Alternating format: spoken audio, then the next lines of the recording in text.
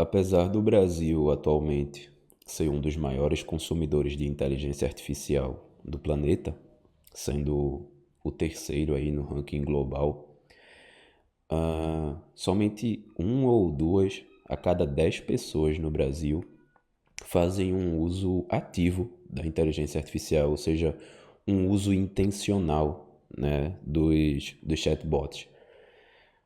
E isso é algo que me intriga porque, assim como as pessoas usam diariamente as redes sociais, eu acredito que elas poderiam fazer um uso mais consciente da inteligência artificial, né? A pesquisa feita pela CNN junto com o Datafolha, ela revela que, sei lá, quase metade das pessoas não sabem exatamente o que é inteligência artificial, não sabem, até já ouviram falar, às vezes tem um aplicativo instalado no celular, mas não conseguem definir. Quando perguntada para elas, tá, o que é isso? E elas não sabem. E aí a gente vai para nossa realidade imediata, né? A maneira como interagimos com as pessoas no dia a dia. E aí, quando entra no assunto de inteligência artificial, eu percebo que na maioria esmagadora das vezes ChatGPT, entendo, sei como é que é, tem o aplicativo instalado no celular. Tem aquele tal do Gemini também, né? Então, é muito legal e tal. Só que é isso, né? Não passa muito disso. As pessoas usam, em grande maioria, na sua grande maioria, as pessoas usam como um segundo Google, como um segundo Google. Usam para fazer perguntas, né? Usa para ir ali e colocar, como emagrecer rápido, esse tipo de coisa, as perguntas de sempre. Usam para tirar uma dúvida específica, mas não fazem um uso ativo, né? Um uso consciente e intencional. E como que eu defino esse uso intencional? É usar a inteligência artificial sabendo do potencial que ela tem para ser uma ferramenta útil e que pode te ajudar a desenvolver, a criar e a se informar de maneira muito qualificada. Então, o que eu percebo quando eu vejo essa dificuldade das pessoas de usarem o chat GPT, que aí mais de 90% das pessoas que já interagiram com o chatbot no Brasil foi com o chat GPT, né? Eu criei um GPT Custom, por exemplo, para auxiliar tutores de crianças com TEA, né, com transtorno do espectro autista. Então a ideia é que para profissionais dessa área, eles pudessem interagir ali de forma direta com um GPT Custom, para não precisar ter que iniciar do zero com o chat GPT. Então eles colocariam naquele GPT Custom alguns dados, algumas informações, né, sobre a criança ou adolescente que está sob a tutela deles. Quando eles precisassem de um suporte mais teórico, etc., para o dia a dia, ou até mesmo para ajudar com as atividades diárias, eles tivessem ali já tudo certinho dentro daquele GPT Custom, as informações da criança, um assistente que já conhece o caso, entre aspas, né? Que já sabe do que se trata. E aí a adesão disso foi bem pouca. As pessoas se empolgam, se animam, compartilham, etc. Aqui no YouTube tem esse vídeo, mas com pouca visualização. Mas as pessoas às quais eu apresentei, as pessoas que viram, se animam, se empolgam, mas não usam. O mesmo acontece com o Coach 360, um outro GPT Custom que eu criei, né, com base na minha experiência e tudo mais, que ajuda as pessoas com dieta e treino de uma maneira bem personalizada. A pessoa vai ali, coloca seus dados e esse GPT Custom ajuda ela. Mais uma vez, as pessoas se animam, as pessoas compartilham, as pessoas acham muito interessante, mas não usam. E aí, qual que é o motivo desse gargalo, né? Eu me pergunto. elas veem no YouTube alguém apresentando o ChatGPT para elas. Às vezes tem pessoas que fazem isso de maneira pessoal mesmo. Olha, ChatGPT é assim que se usa e tal. Mas quando a pessoa vai levar aquilo ali para a prática, para o dia a dia, ela usa bem pouco.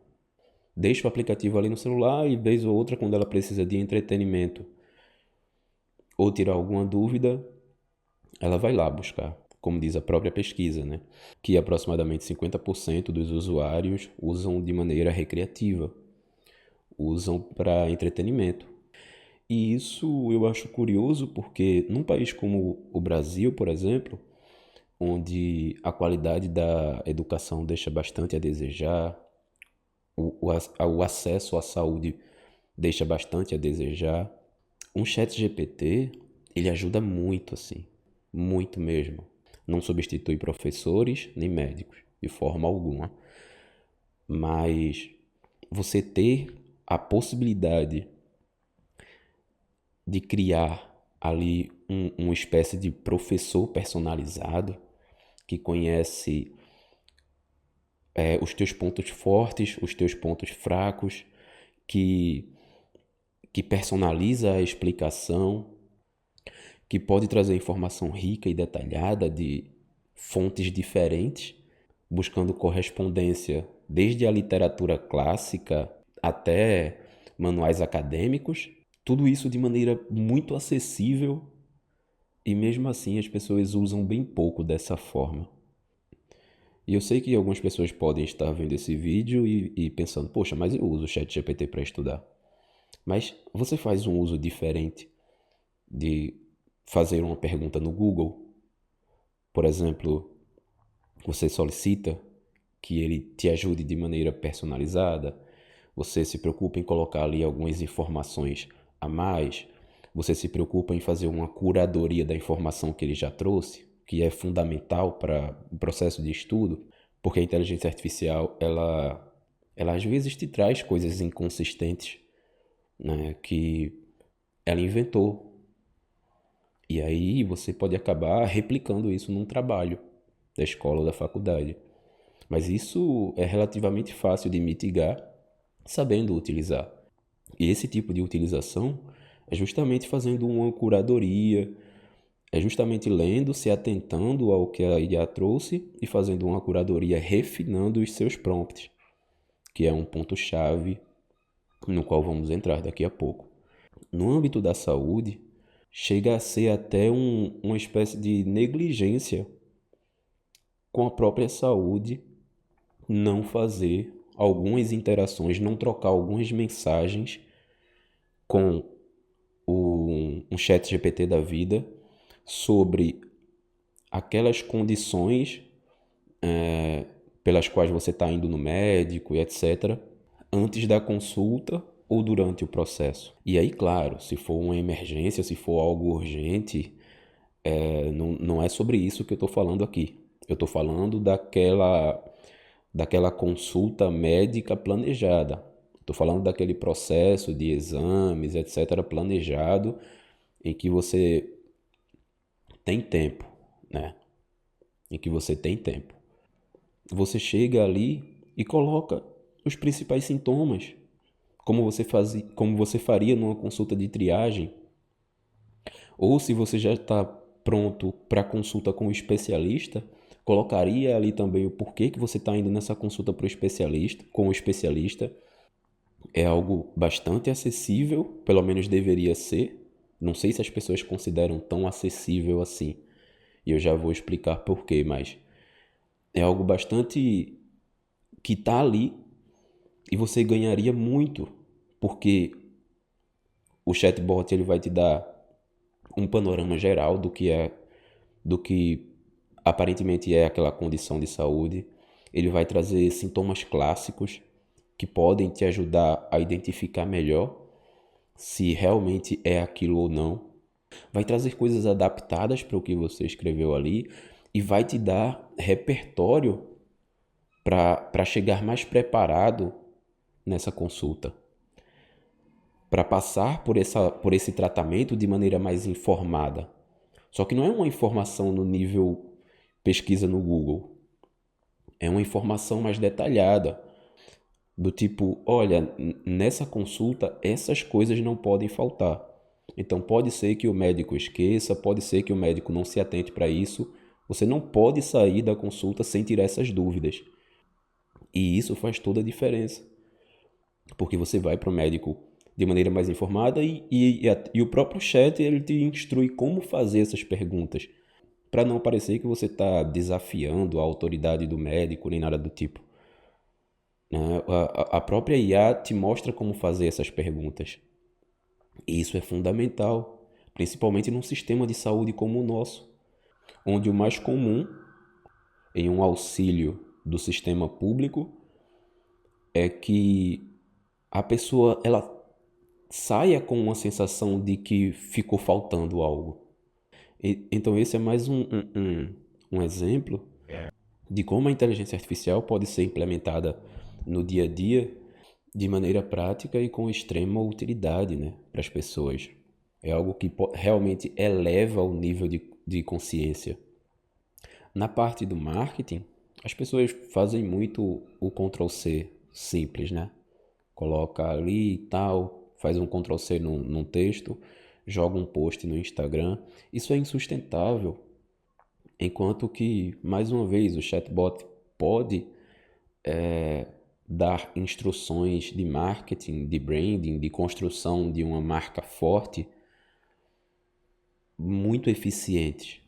Pode te ajudar a criar estratégias realmente que te diferenciem no mercado, ao invés de ficar simplesmente copiando um texto, colando e fazendo um post no Instagram, que é o que todo mundo dentro do mesmo segmento, a maioria vai estar fazendo.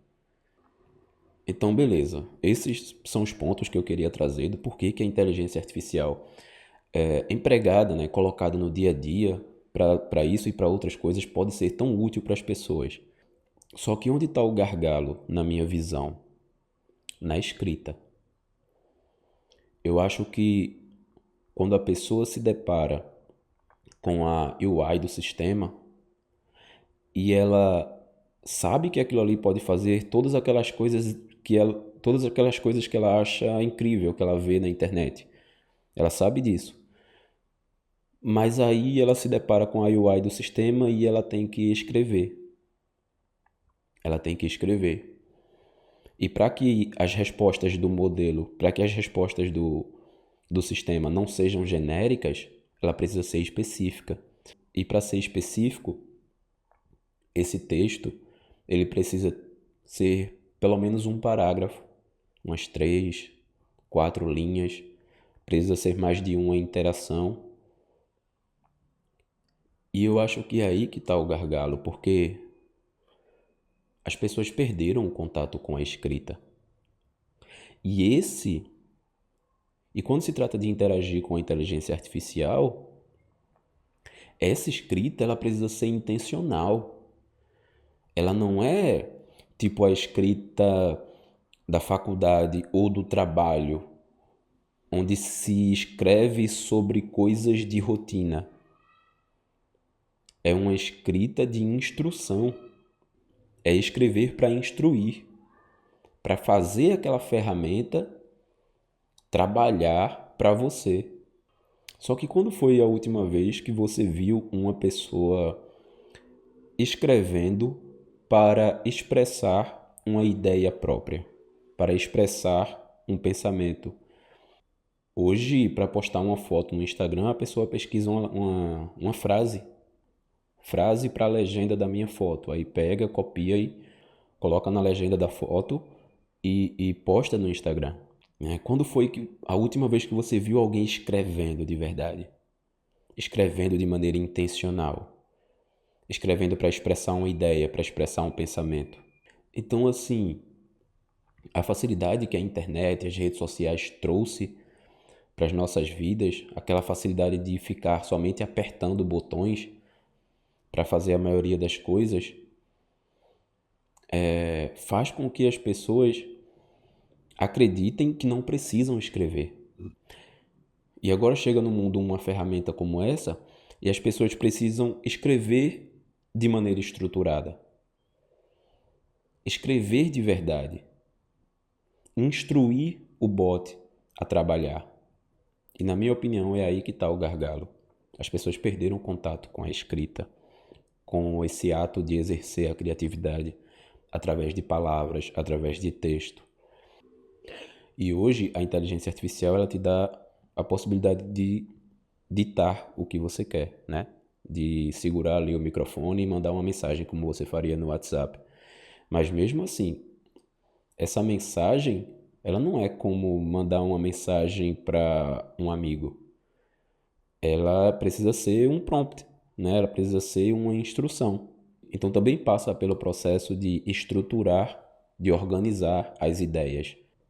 E essa dificuldade para instruir, ela também vem de um cenário em que na nossa cadeia de produção intelectual, digamos assim, você passa todo aquele período acadêmico se preparando para receber ordens e não para dar ordens. E mesmo quando eventualmente a pessoa vai para um cargo de liderança, na maioria das vezes ela também já está inserida dentro de um contexto em que as pessoas ali, né, já sabem o que fazer. Já existe um escopo, uma prerrogativa básica do setor, das atribuições da função, do que todo mundo precisa fazer. Então é mais uma questão de liderar mesmo, de manter as pessoas fazendo o que tem que ser feito.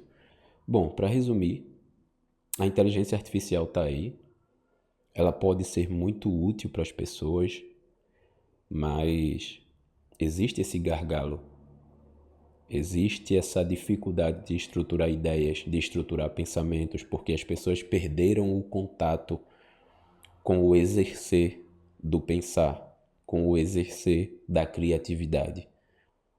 Então agora chega no mundo uma ferramenta onde as pessoas precisam escrever ou ditar, mas de maneira organizada e estruturada para que essa ferramenta funcione bem. E as pessoas travam diante dela. Então, para não terminar esse vídeo sem nenhuma sugestão, eu vou te dizer exatamente o que fazer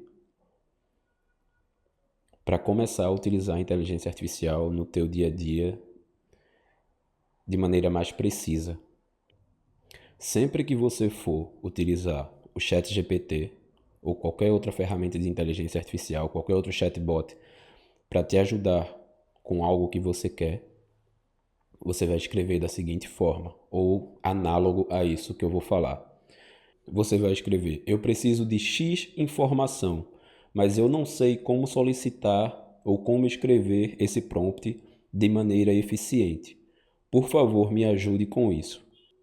Então essa vai ser a primeira mensagem. Seja para um assunto de trabalho, de estudo, de saúde ou qualquer outro. Você diz o que você quer e pergunta para a própria inteligência artificial como escrever um prompt eficiente. Talvez ela mesma escreva para você. Como essa mensagem inicial que eu falei agora é bem simples, o tipo de prompt que o modelo vai te retornar também é relativamente simples, mas com um nível de eficiência muito maior do que provavelmente você escreveria sem ter prática. Pelo menos te ajuda a destravar e você vai conseguir uma boa resposta. Então sempre isso, preciso de ajuda para X coisa. Como eu posso escrever prompts eficientes, mensagens eficientes para receber a melhor resposta possível? E aí a primeira resposta que você vai receber já será com exemplos práticos muito bons, né, para você iniciar, para você começar aquela interação. Beleza? Por hoje é isso. Se curtiu, deixa o like, se inscreve no canal e até o próximo vídeo.